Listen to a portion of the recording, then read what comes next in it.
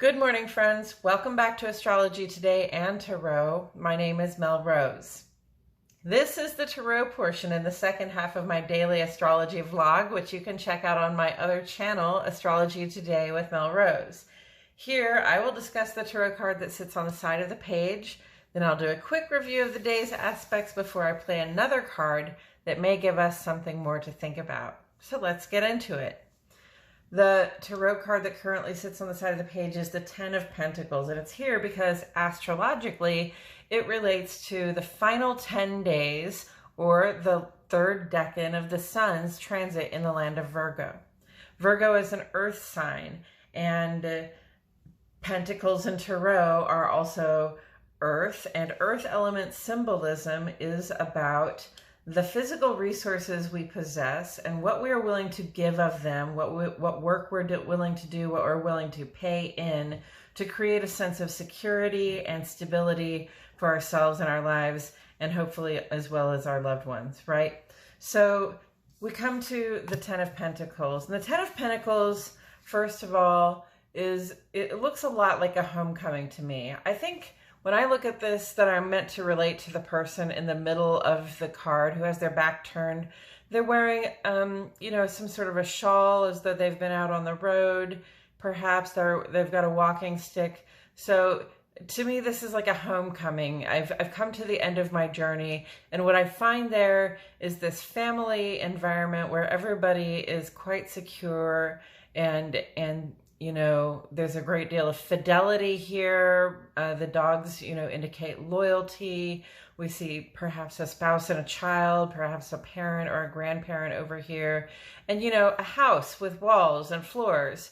So this is the ultimate expression of material security in the world, financial security, and just, knowing that you have a place to go home to, knowing that you have the stability of a family around you, those physical resources that you have that help you feel secure. And once you reach the Ten of Pentacles, you're at a point where you don't really have to worry about whether you're going to get what you need, and you can get most of what you want too. So, it's not as though you're striving for anything better than what you have at this point.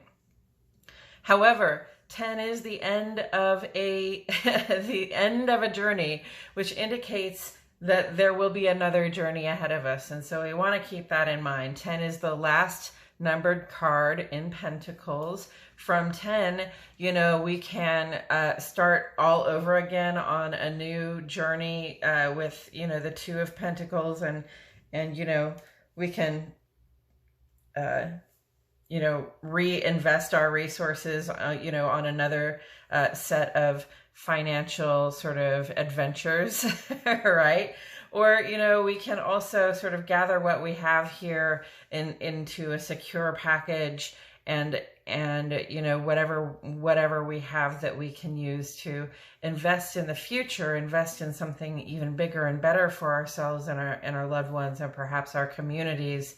That's another kind of new story we can tell. So this is the end of a road. It's a very happy homecoming.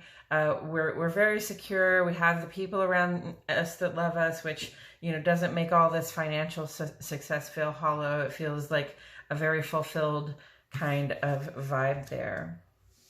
And with all of that said, I'm going to go ahead and shuffle some cards while I remind myself and the cards that the sun is in Virgo, and so is the Venus. The Venus is in Virgo.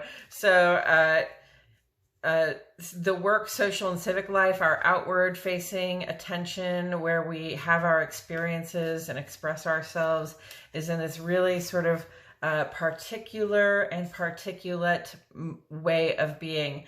Virgo is earth in motion. It is mutable. It is dispersible, like sand or silt, and also like money, like coins, right? So, Virgo, when the sun is in Virgo, we kind of have this fixation on rearranging things so that they work better for us, right? Stacking those coins up in an orderly way so we know how much we have, or just rearranging the house in a way that works better for us, just rearranging sort of our lives. We're really kind of on board to put things in order, because reminder, we are at the end of the summer now. When in less than 10 days now, the sun enters Libra, we will be in the autumn part of the year. So for some of us, that means it's going to get colder. For some of us, it just means it's going to get rainier. In any case, time is of the essence. We want to be prepared for, the reality of the changing of the seasons. And then Venus in Virgo, that's our romance and finance, how we receive the things we like, love, and can't get enough of. And we're going to be really particular and particulate at this time, Virgo style. We want the things that we invest in our hearts, with our hearts, with our time, with our attention, and also with our money. Our material resources. We want those things to sort of represent security for us, okay? That we want them to stay, we want them to feel solid and as though we have some stability because of those things in our lives. So anything, especially relationships or investments that we're involved in right now that do not feel stable, we're probably going to become very critical of them right now, and we might find ourselves losing interest.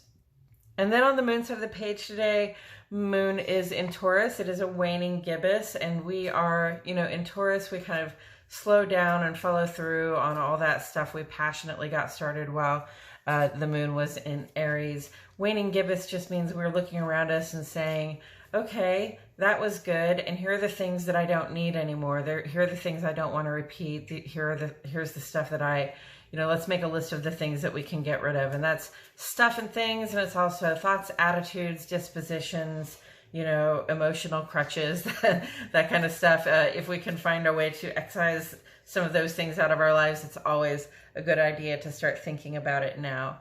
Moon does go, so on the page today, we have 8 trines. Look at all those beautiful green lines crisscrossing each other, and then that one great big grand trine. The first of the trines is Moon trine Venus today.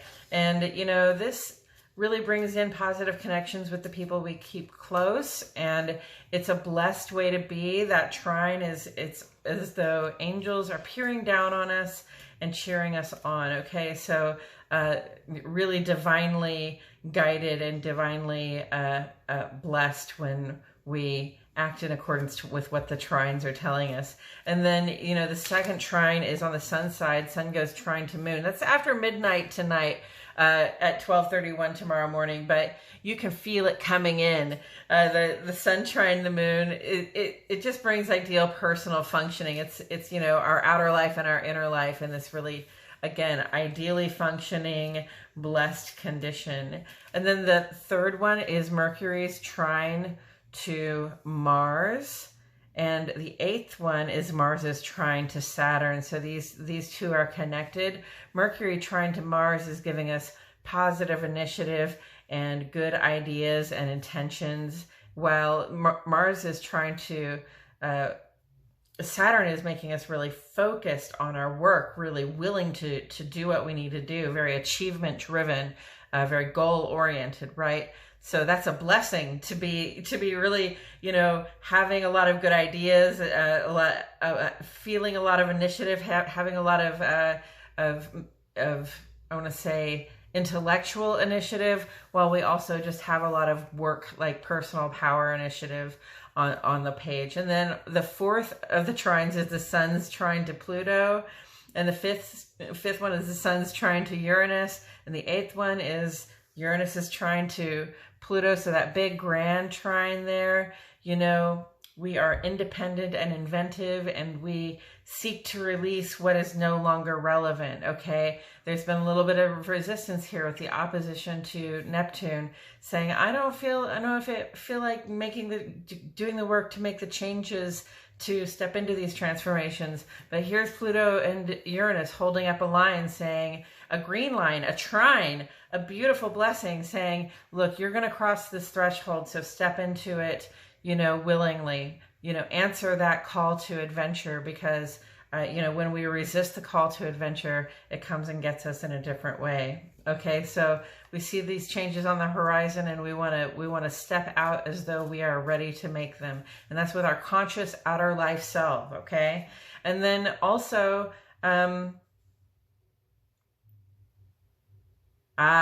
Venus is trine to Uranus. The sun is trine to Uranus, which I already got, but Venus is trine to Uranus too. And that's a refreshing change of pace in the romance and money sector of our lives, okay? Perhaps something new and exciting will happen.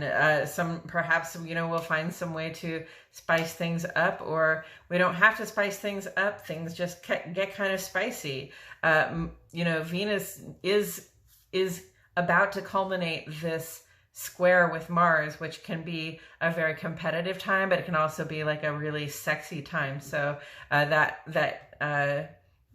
trine vibe with Uranus, you know, adds some positivity to the potential for that Venus square to Mars. It's just saying, you know, we can try new and different things. We can do things a little bit differently, shake it up a little, and it might be really fun. Okay, and then, you know, Mercury is in opposition to Jupiter here while trine to Mars. We are in active pursuit of goals that involve stale habits and patterns of thinking in our lives. Okay, we're in active pursuit of goals to get rid of those stale habits so we can pursue the bigger and better version of ourselves. I think I already said something about that, but I wanted to make sure I had covered it. Okay, and with all of that said, we got the 10 of Wands.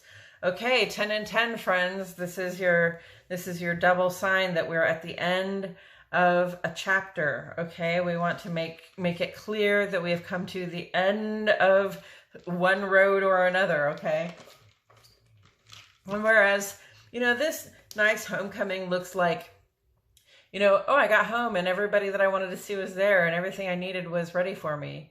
And then, you know, this 10 looks a little bit more like, well, I'm just going to carry it all. You know, one looks a little bit more like a burden than the other, I would say. Okay, so for one thing, you know, where Pentacles talk about our physical resources, which is our body and our money and the nice things we like to have, and like the physical assets that are our family and our friends, you know, rods or wands talk about fire. That's that spirit, that drive, that determination. But it can also be like impatience and restlessness. It can be anger, you know. So what are we carrying around? You know, and this looks like a, you know, a burden that didn't necessarily, it didn't feel like a bad idea when we started collecting these sticks, right?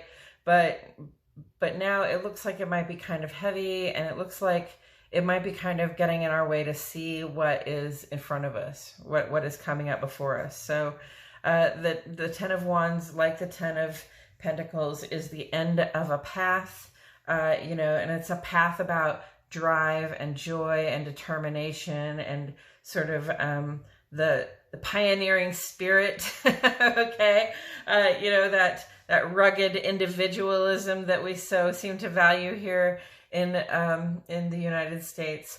But, you know, really it's about what you know, like the fight that you put into the accomplishment of your goals. Okay, not just the work. Okay, this is about the work you put into the accomplishment of your goals.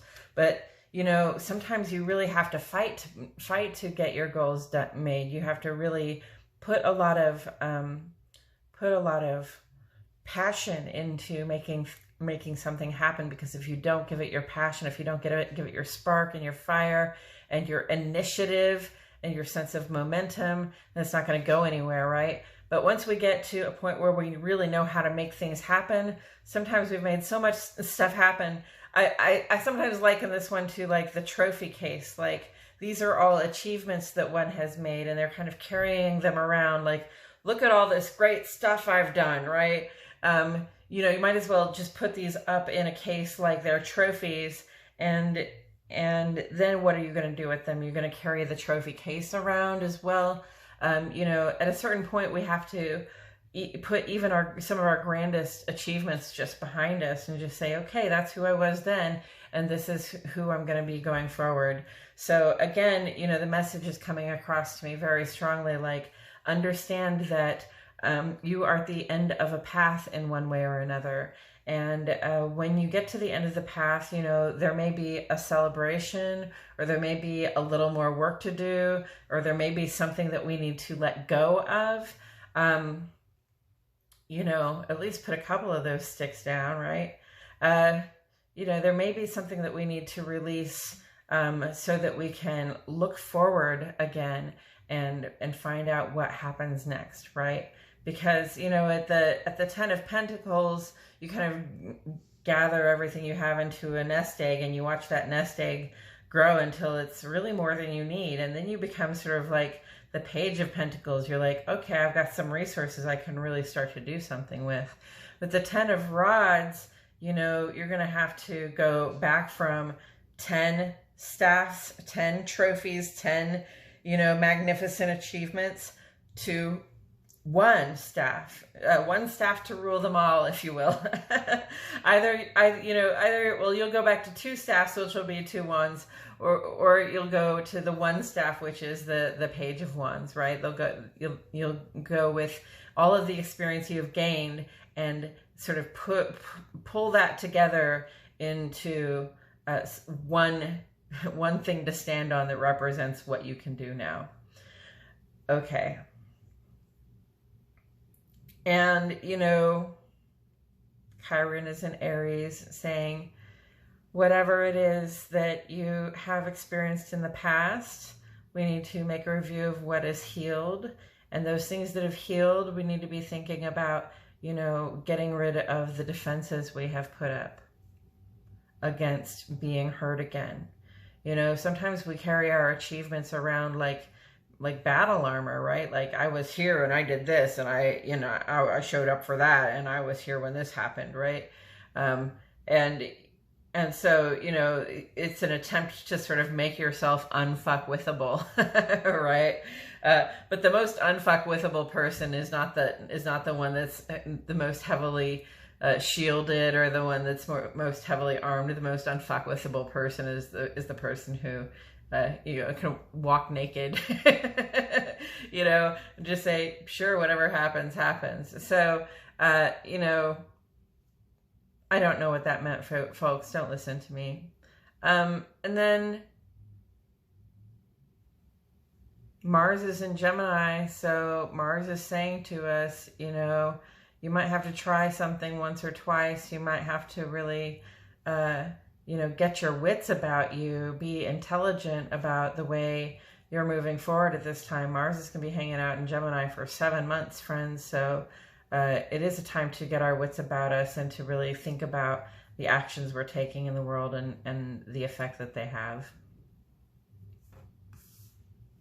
And I believe that's all I have to say about it today, friends. Thank you so much for joining me. I truly appreciate your presence here. My name is Mel Rose, and I'll see you all back here tomorrow for more Astrology Today and Tarot.